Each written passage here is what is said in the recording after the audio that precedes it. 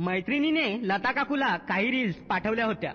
त्यात एक रील्स होती आणि त्याच्या खाली तिनं काहीतरी लिहिलं होतं की तुझा आणि माझा नवरा सारखाच आणि आपण असंच उपाशी. मग मी सगळं काही माझ्या मनासारखं होत होतं. ती काही काम काढून मला घरी बोलवायची आणि खास करून ती माझ्यासमोर कपडे धुवायची. तिनं तसंच केलं. कपडे धुताना मला बरंच काही. मग मीही वेळ न घालवता गाडीवर स्वार झालो आणि गाडी सुरू केली. थोड्या वेळाने काकूला घाम फुटला. ती म्हणाली, अरे बाळा, हळूहळू गाडी नको चालू, रस्ता मोकळा. सर्व मित्रमैत्रिणींना माझा नमस्कार. मी तुमचा आपला मित्र विशाल. आजची ही कथा आपल्या वाचक मित्रांनी पाठवलेली आहे. कथा त्यांच्या काकूची आहे. यामध्ये हिरो अर्थातच अमित आहे आणि हिरोईन आहे त्याच्या वस्तीत राहणारी लता काकू हिची. तर मग शेवटपर्यंत बघा, तुम्हाला नक्की आवडेल. चला तर मग कथेला सुरुवात करूया त्यांच्या शब्दात. नमस्कार मित्रांनो, मी अमित, 21 वर्षाचा आहे आणि माझ्यासोबत जे घडलं त्यात मुख्य भूमिका आहे लताची. तिचं वय आहे 40च्या आसपास, पण 40च्या पुढे नाही. तिचं शरीर नक्की सांगू शकत नाही, पण अंदाजा लावायचा झाला तर 32, 34, 36 असा असेल. पण दिसायला इंद्रलोकाच्या अप्सरेपेक्षा कमी नव्हती. तिला बघितलं की कोणाच्याही मनात चळवळ सुरू होत होतीच. आधी मी थोडं काही माझ्याबद्दल सांगतो. माझा आता BA सेकंड इयर पूर्ण झालं आहे. 10वी पास झाल्यावर मला घरच्यांनी स्मार्टफोन घेऊन दिला होता. जसा मला स्मार्टफोन मिळाला तसं मी त्यात गुंतत गेलो आणि मला व्हिडिओ बघणं, कथा वाचणं, इंस्टाग्राम बघणं याचा नाद लागला. मग मला मुली सोडून बाया आवडायला लागल्या. मुली पण आवडतात, पण लग्न झालेल्या तर. अशा प्रकारे मी माझी सुरुवात केली होती. आता वेळ न घालवता तुम्हाला सांगतो की माझं आणि लताचं कसं जुळलं. तिला आकर्षित करण्यासाठी मला 6 महिने प्रयत्न करावे लागले होते. मी तर लताला सुद्धा इमॅजिन करून बरंच काही करत होतो, कारण ती माझ्या घरापासून 2 घरं सोडून आमच्याच वस्तीत राहत होती. तिच्या घरी तिचे म्हातारे, सासू सासरे, नवरा आणि एक मुलगा एवढेच लोक राहतात.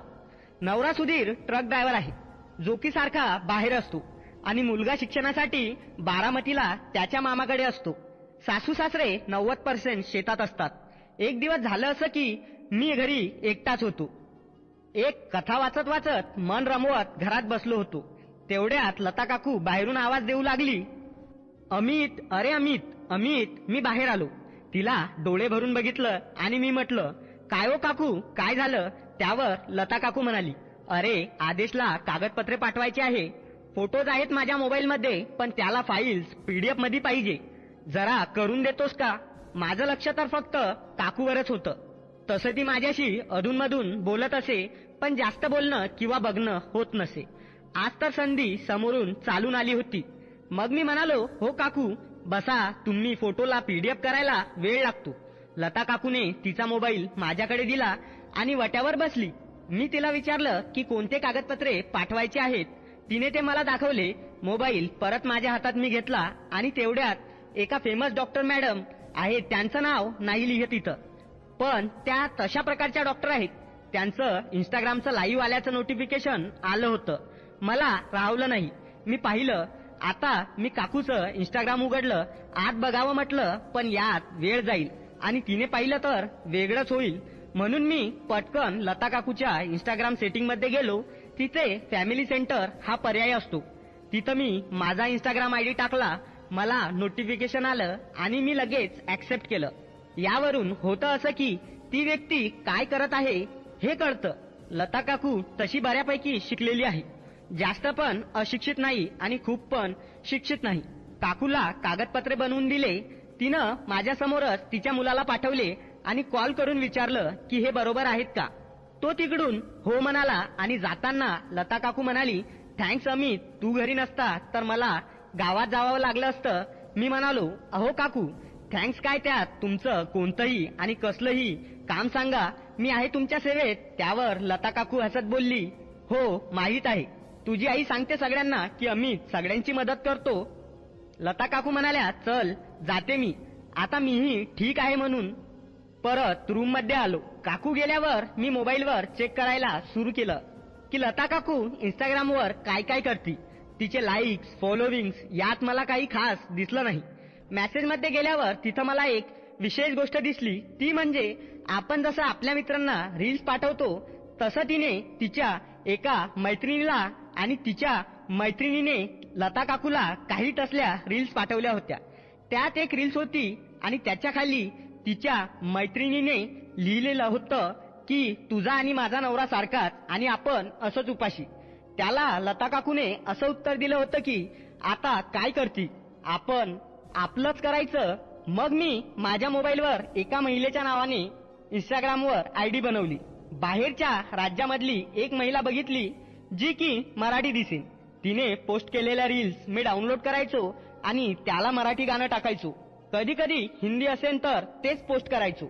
तिथं मी अनोळखी मुलींना आणि बायकांना फ्रेंड रिक्वेस्ट पाठवायचो. तसेच मी लता काकूलाही पाठवली. आता मी एका महिलेच्या नावानं बनवलेल्या इंस्टाग्राम आयडी वरून हे सगळं केलं होतं. म्हणून मी निवांत होऊन काय होतंय याची वाट बघत होतो. लता काकूने माझी फ्रेंड रिक्वेस्ट ऍक्सेप्ट केली. एक आठवडा असाच गेला. तिला डायरेक्ट मेसेज कसा करू शकतो म्हणून मी एक स्टोरी टाकली. वेळेला आणि गरजेला तो नाही, कसलं हे बाईचं जगणं. ह्या स्टोरीला 2 तासांनीच लता काकूंचा मेसेज आला. खरंय म्हणून मग इथून आमचं चालू झालं मेसेजवर बोलणं. मी म्हटलं तुम्हीही सुखापासून लांब आहात ना. लता म्हणाली हा ना. मग मी लगेच रिप्लाय केला, माझा नवरा ड्रायव्हर आहे, लांब लांब जातो आणि जेव्हा घरी येतो तेव्हा काय करायचं म्हणलं की म्हणतो दमलो आहे. लताचा मेसेज आला होता, माझं पण असंच आहे. मी आमचं संभाषण अजून पुढे नेत विचारलं की मी 38ची आहे आणि तुम्ही. लता म्हणाली अहो मग मी तुमच्यापेक्षा फक्त 2 वर्षांनी मोठी आहे. असंच इकडचं तिकडचं बोलणं झालं आणि ती ऑफलाईन गेली. दुसऱ्या दिवशीही काही खास बोलणं झालं नाही. लता काकू बरोबर तिसऱ्या दिवशी मी तिला एक रील सेंड केली. त्यावर तिने दुपारी लाईक केलं. मी लगेच तिला मेसेज केला हाय, झालं का जेवण. ती हो म्हणाली. मी म्हटलं झाली का कामं आवरून. ती म्हणाली हो. आणि तुमचं. असंच आम्ही 8 दिवस नॉर्मल बोलत चांगल्या चॅटिंगवर गप्पा मारत होतो. एकमेकांना रील्स पाठवायला लागलो. तिला मी एक रील्स पाठवली. त्यात एक मुलगा एका महिलेबरोबर रोमॅन्स करत असतो. त्या रील्सला तिने लाईक केलं आणि रिप्लाय दिला. ती म्हणाली यात काय सिटीमध्ये चालतं असं. मीही इकडून मेसेज केला हो ना, नवरा वेळ देत नसेल तर करणार काय. मी यावेळी तिच्याशी सरळ सरळ बोलायचं ठरवलं होतं. मी म्हणालो तुम्हाला एक सांगू का. ती म्हणाली हा बोला ना. मी सिटीमध्ये नाही राहत, आमचं गाव खेडगाव आहे, वस्ती आहे. मी विचार करत आहे की आमच्या वस्तीवर राहणारा एक आहे मुलगा, सारखी मला मदत करत असतो. तशी सगळ्यांची मदत करतो तो. त्याच्याबरोबर मैत्री करण्याचा विचार आहे माझा. ती म्हणाली अहो पण असं कोणालाही कसंही आणि कळलं तर कोणाला. ग्रामीण भागात नाही हे शक्य. त्यावर मी रिप्लाय केला आता काय पर्याय वाटतो का तुम्हाला. या वयात आपल्याला नवऱ्याची गरज असते आणि तो वेळ देऊ शकत नाही.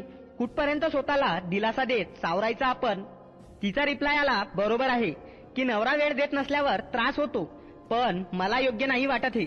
मी म्हटलं आजकाल चालतं सगळं, गुगल करा थोडं आणि मी तर ठरवलं ट्राय करायचं, मग बघू काय होतं ते. मला फक्त तिला भावनेच्या प्रवाहात आणायचं होतं. मी त्या दिवसापासून लता काकूवर लक्ष ठेवून होतो. पण 2 दिवस लता काकूची हालचाल जाणवली नाही आणि इकडे इंस्टाग्रामवरही तिचा काही मेसेज नव्हता आणि मीही केला नाही. 2 दिवसांनी स्वतःहून लता काकूचा मेसेज आला. मी 10 मिनिटं थांबून तिला रिप्लाय दिला. मी म्हणालो हाय, बोला ना काय चाललंय. लता म्हणाली काही नाही, तुमचं सांगा. मी म्हटलं काही नाही मस्त, पण ऐका ना आपण चांगल्या मैत्रिणी झालो आहोत तर आपण आवाजावा नको बोलायला. तुम्ही मला ए म्हणा, मीही ए म्हणते, चालेल का. लता बोलली हो चालेल ना, मलाही ते आवडत नाही आवाजावा बोलायला. मी म्हटलं हा बोलणं काय म्हणते. तिचा रिप्लाय आला काय चालू आहे. ट्राय करणार होती ना, काय झालं मग. मी म्हणालो हो चालू आहे. त्याच्या घरी कोण नसलं तर काही ना काही काम काढून जाते किंवा त्याला बोलावून घेते. जास्त काही नाही, पण पदर खाली पाडून त्याला नजारा दाखवला. तो नुसता पाहत होता. तसंही मी रोज सकाळी कपडे धुते, पण काल मी दुपारी कपडे धुवायला घेतले. साबण होता, पण त्याला कसं बोलवायचं म्हणून त्याला कॉल केला आणि गावातून साबण घेऊन येतो का विचारलं तर आणतो बोलला. मी घराच्या बाहेरच कपडे धुते तर तिथे बसून होते. तो येईपर्यंत साबण घेऊन आला आणि साबण देऊन चालला होता. तर मी त्याला थांब म्हणाले 10 मिनिट. मला बोर होत होतं एकटीला, तर तो थांबला. लताचा तेवढ्यात पटकन मेसेज आला, त्याला समोर बसवलं का मग? त्याच्या मनात तर मोठमोठी वादळे उठली असतील ना मग. मी म्हटलं हो ना. मी त्याच्या समोर बसूनच कपडे धुवत होते आणि आम्ही अशाच गप्पा मारत होतो. तेवढ्यात त्याला कॉल आला आणि तो निघाला. तो उठला आणि मला दिसलं. तेवढ्यात लता काकूचा रिप्लाय आला की मला थोडं काम आहे म्हणून. मग त्या दिवशी आमचं काही बोलणं झालंच नाही. दुसऱ्या दिवशी सकाळी मी गाडीवरून गावातून वस्तीवर येत होतो, तर येताना मला लता काकू दिसली. किराणा घेऊन चालली होती. मी गाडी थांबवत लता काकूला म्हणलं, काकू यायचं का घरी? लता काकूनी मान मागे वळून बघितलं आणि म्हणाली, बरं झालं तू आलास. ओझं झालं होतं, कोणी नसतं भेटलं तर चालत जावं लागलं असतं मला. मी हळू आवाजात म्हणालो, मला कॉल करायचा ना काकू? ती म्हणाली, हा घरी गेल्यावर तुझा नंबर माझ्या मोबाईल मध्ये सेव्ह करून दे. हे ऐकून मी जरा खुश झालो आणि हो म्हटलं. तिची किराण्याची पिशवी पुढे हँडलला गुंतवली आणि ती मागे बसली. नुसती बसली नाही तर खेटून बसली. बाकींच्या सारखं म्हणणार नाही की मी जोरात ब्रेक दाबला, असं केलं तसं केलं. बस ती बसली होती. तिचं ओझं माझ्या पाठीवर होते. एवढंच. तिला घरी सोडलं, तिच्या मोबाईल मध्ये माझा नंबर दिला आणि निघालो. जाताना लता काकू कडक स्माइल देत थँक्स म्हणाली. दुपारी लताचा इंस्टाग्रामला मेसेज आला, झालं की नाही जेवण? मी म्हटलं झालं ना. तुझं झालं का? आणखी काय करत आहे? लता काकू म्हणाल्या, काही नाही. वाळलेले कपडे आणले, त्यांच्या घड्या घालून ठेवल्या. तुझ्यासारखं आमचं कुठे कपडे धुताना कोणी नाही बसत समोर. गप्पा मारायला सगळं काही माझ्या मनासारखं होत होतं. काकूला काय माहित, मीच त्यांच्याशी एक महिला म्हणून बोलत आहे. मग मी काकूला हळूच इशारा देत म्हणालो, तुमच्या आजूबाजूला असेल ना कोणी ना कोणी? ती म्हणाली, आहे ना, पण माझी नाही हिंमत तुझ्यासारखी. मी तिला म्हटलं, अगं तू हिंमत कर, पुढे होईल आपोआप सर्व. कधीपर्यंत वाट बघत बसायचं? ती बघू म्हणाली. इथं मला कळलं की काकू आता माझ्याकडून काम करून घेऊ शकते. आम्ही थोडं बोललो आणि कामाला लागलो. मी 2 दिवस इन्स्टाला ऑनलाईन आलो नाही, पण त्या 2 दिवसात लता काकूने तसंच केलं जसं इन्स्टाला तिला मी सांगितलं होतं. काही काम काढून मला घरी बोलवायची आणि खास करून ती माझ्यासमोर कपडे धुवायची. तिनं तसंच केलं. कपडे धुताना मला बरंच काही बघायला मिळत होतं. मी पण थोडं बसून उठून जायचो. मी उठलो की ती नुसती बघत होती. 1 मिनिट तिला बघू दिलं आणि मागे वळून पॅन्ट ऍडजस्ट केली आणि परत गप्पा मारत बसलो. लता काकूला काय झालं काय माहित, ती उठली आणि म्हणाली, राहू दे ग बाई. नंतरच धुते कपडे आणि आत निघून गेली. मीही लता काकूच्या मागे गेलो आणि विचारलं, काय झालं काकू? अचानक तिने माझ्याकडे बघितलं. तिच्या डोळ्यात नम्रता होती. मी म्हणालो, अहो सांगा ना तरी काय झालं नेमकं? काकू समोर बोट दाखवत इशारा करत म्हणाली, ही गाडी आता तुझे काका पण चालवत नाही. तिनं ते बोट तिच्या फोटोकडे दाखवत परत बोलली, बघ ना फक्त, कधी कधी महिन्यातून एकदा चालवतात. बघ ना गाडी कशी आहे. तर माझ्या लक्षात आलं. मी थोडा समोर जाऊन काकूला म्हणालो, मग मी चालू का? पण मला बरोबर चालवता येत नाही. तुम्ही शिकवसाल का मला चालवायला ही गाडी? काकू माझ्याकडे बघून हसली. मग मीही वेळ न घालवता गाडीवर स्वार झालो आणि गाडी सुरू केली. थोड्या वेळाने काकूला घाम फुटला. ती म्हणाली, अरे बाळा, हळूहळू गाडी नको चालू. मोकळा रस्ता असल्यावर ड्रायव्हर जसं फास्ट गाडी चालवतो तसं चालव. 15-20 मिनिटं मी गाडी चालवली. लता काकूनी मला छानपैकी गाडी चालवणं शिकवली. नंतर सगळं आवरून ती म्हणाली, बस मी कडक चहा करते. काही वेळाने काकू चहा घेऊन आली. चहा पित होतो ना मी काही बोलत होतो ना काकू. न राहून मीच बोललो, काकू कसं वाटलं? ती म्हणाली, एकदम छान, फक्त तू हे गुपित राहू दे. असंच थोडं बोललो आणि तिचा निरोप घेऊन घरी आलो. तर मित्रांनो, ही होती अमितची कथा. कशी वाटली तुम्हाला ही कथा?